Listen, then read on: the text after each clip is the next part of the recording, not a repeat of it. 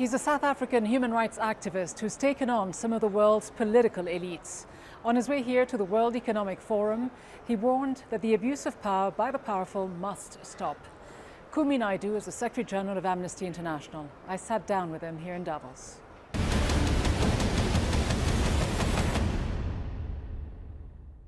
Kumi Naidoo, Secretary General of Amnesty International, thanks so much for being with us. Thank you for having us.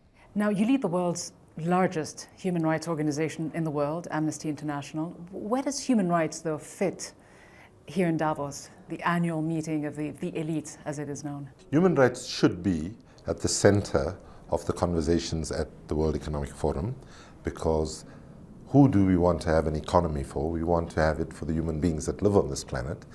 But sadly, the way the conversations happened at the World Economic Forum for a long time, like, for example, after the global financial crisis, the sort of DNA of how they move is about system maintenance, system recovery, system protection, when what we really need in the world to ensure there's economic justice and economic and social rights alongside civil and political rights is to have a system redesign of our economy, a system innovation, and a system transformation. But you said you want to make sure that the influential elites in Davos do some serious soul searching, especially when you consider that half of the world's population, certainly in the global south, live on less than $5.5 a day.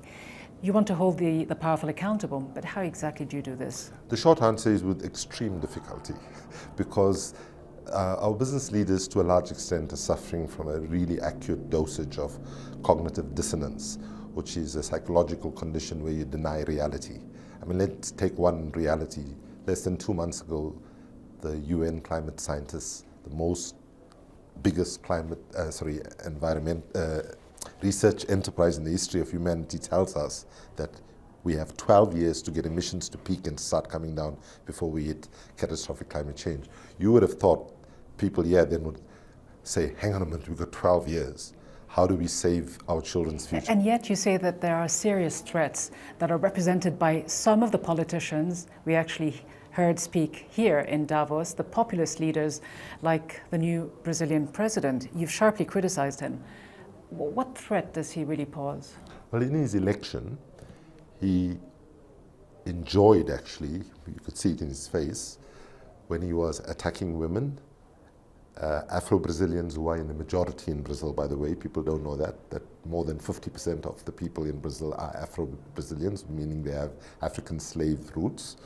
We saw an attack on young people, civil society organizations, and by the way, already in 2014, he did an interview when he said, if I become president, I will make sure that I kick Amnesty out of the country and so on. So this guy, his package is anti-human rights. I mean, sure, but instead of taking on specific leaders, shouldn't you and others be focusing more on the conflicts that we're seeing around the world, the global refugee crisis? You focused on the Myanmar situation, but what about the situation in Yemen and Syria? Why don't we hear more about all of this?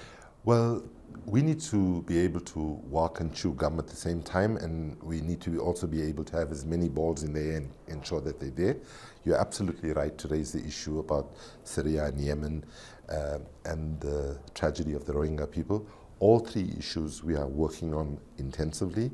I myself went to Raqqa, Syria, just 2 months ago to document the impact that ISIS and US-led coalition bombings had. Sad to say, actually, even though ISIS caused huge devastation, the devastation caused by the bombings in terms of destroying people's homes, killing large numbers of people, not providing any compensation, sadly, the US coalition's bombings had more deaths and more destruction and so on. So for all of these reasons, especially the migration crisis and the refugee crisis we have more specifically, requires a human rights approach, and these are core parts of our focus. But you can't disconnect Bolsonaro from the question, because you know one of the first things that he did? The Global Migration Pact that was agreed in Marrakesh just in December, one of the first things he did was to pull out of the Global Migration Pact. So in that sense, the positions of personality and the issues are actually connected. Kumi Naidoo, thanks very much. Thank you very much.